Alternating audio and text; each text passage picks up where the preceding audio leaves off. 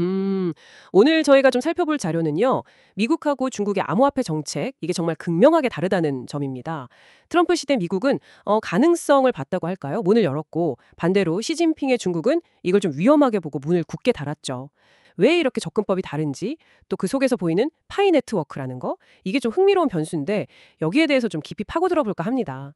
도대체 왜 이런 차이가 생겼을까? 그리고 중국 내 파이 네트워크 상황은 뭘 의미하는 걸까요? 네, 핵심은 그거죠. 두 강대국이 암호화폐라는 같은 현상을 보고 왜 이렇게 정반대 해석을 하고 또 대응을 했는지, 그리고 그 정책들이 막 부딪히는 와중에 유독 이 파이 네트워크가 보이는 행보가 좀 이례적이거든요. 그 실마리를 찾아보는 게 중요할 것 같습니다. 청취자 여러분들이 이 복잡한 상황을 좀 더 쉽게 이해하실 수 있도록 자료의 핵심 내용이랑 그 의미를 명확하게 짚어드리겠습니다. 그럼 먼저 중국 상황부터 좀 볼까요? 자료 보니까 시진핑 주석이 암호화폐를 실질 가치가 없는 금융 거품이다. 심지어 소수가 다수를 등쳐먹는 카지노 아니냐? 이렇게까지 비판을 했더라고요. 상당히 강경한데 왜 이렇게까지 부정적으로 본 걸까요? 그냥 금융 위험 그 이상으로 뭔가 우려한 게 있었을까요? 그 관점의 핵심은 이게 제로섬 게임이란 인식인 것 같아요. 그러니까 암호화폐 거래라는 게 새로운 가치를 만드는 게 아니라 그냥 한 사람 돈이 다른 사람한테 가는 거다. 실물 경제에는 전혀 도움이 안 된다. 이렇게 본 거죠. 그래서 중국 정부가 정말 강력한 조치를 취했습니다. 아예 모든 암호화폐 거래소를 폐쇄시키거나 중국 밖으로 쫓아냈고요. 또 한때 전 세계 채굴량의 상당 부분을 차지했었잖아요, 중국이. 그 채굴 시설들도 다 가동 중단시켰습니다. 이게 그냥 인터넷 검열 수준이 아니라 거래소 IP를 차단하거나 은행 거래를 단속하는 식으로 암호화폐 자금이 흐르는 길 자체를 막아버린 거죠. 일종의 디지털 만리방화벽이라고 할 수 있겠네요. 결국은 실물 경제, 생산적인 노동, 여기에 집중해라. 이런 아주 강력한 메시지였던 겁니다. 네. 근데 또 태평양 건너 미국은 특히 트럼프 행정부 때는 분위기가 확 달랐다는 거잖아요. 금지가 아니라 오히려 좀 끌어안는 듯한 포용에 가까운 태도를 보이면서 암호화폐를 기술 혁신의 잠재력으로 봤다는 거죠. 맞습니다. 그래서 중국에서 밀려난 채굴자들이나 블록체인 스타트업들한테는 미국이 정말 새로운 기회의 땅이 된 셈이죠. 여기서 또 주목할 점은 미국 정부의 움직임인데요. 비트코인 준비 자산에 대한 논의가 있었다거나 또 미국 증권거래위원회 SEC라고 하죠.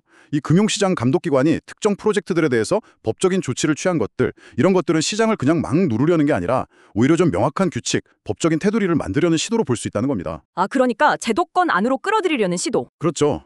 암호화폐가 이제 제도권 금융 시스템이랑 같이 갈 수 있다. 이걸 좀 보여주는 거죠. 트럼프 전 대통령 가족이 NFT 발행했던 거, 이런 건 좀 상징적인 장면이었어요. 암호화폐가 더 이상 어둠의 기술이 아니라 어엿한 문화 현상이자 사업 기회가 될 수도 있다. 이런 메시지를 던진 거죠. 그렇군요. 근데 또 재밌는 건 중국이 암호화폐 거래는 그렇게 막았어도 그 기반 기술인 블록체인 자체를 외면한 건 아니라는 점도 자료는 짚고 있더라고요. 디지털 위안화 개발에 막 속도를 내는 게 딱 그 증거겠죠. 그렇다면 이 서로 다른 정책 방향 속에서도 기술 자체에 대한 평가는 어느 정도는 좀 일치한다고 볼 수 있을까요? 네, 바로 그 지점이 중요합니다. 중국 역시 블록체인 기술이 가진 그 잠재력, 예를 들면 거래의 효율성이라든지 투명성, 비용 절감 효과 같은 거요. 이런 건 충분히 인지하고 있다는 증거죠. 디지털 위안화 프로젝트라는 게 결국 중앙화된 통제는 그대로 유지하면서도 블록체인의 기술적인 장점만 쏙 빼서 활용하려는 시도거든요. 아하. 결국 서로 다른 길을 가는 것 같지만 양국 모두 이 블록체인 기술 자체의 유용성은 부정하지 않는다는 점, 이게 참 흥미롭습니다. 어쩌면 이 논쟁의 핵심이 기술 그 자체가 아니라 그 기술을 어떻게 통제하고 활용할 거냐, 여기에 대한 시각 차이일 수도 있다는 걸 보여주는 거죠. 네, 정말 그러네요. 자, 그럼 이제 가장 흥미로운 부분, 파이 네트워크 이야기로 넘어가 보죠. 이 프로젝트는 모바일로 채굴한다거나 실용성 중심으로 생태계를 만든다거나 좀 독특한 접근법을 제시했잖아요. 근데 자료가 던지는 가장 큰 질문은 이거예요. 아니, 중국 당국이 다른 암호화폐는 그렇게 철저하게 막으면서 왜 유독 파이 네트워크만은 수많은 중국 사용자들이 매일 앱 켜서 채굴하는 걸 사실상 그냥 내버려두고 있냐는 거죠. 이게 바로 자료가 제시하는 미스테리이자 어떻게 보면 역설입니다. 다른 주요 암호화폐들은 거의 접근이 불가능한 상태인데 이건 좀 대조적이죠. 명확한 이유는 알 수 없습니다. 아직은요. 근데 자료에서 제시하는 가장 유력한 추측 중 하나는 그 프로젝트 공동 창립자 있잖아요. 챙다오 판 박사. 이분의 배경과 관련이 있을 수 있다는 거예요.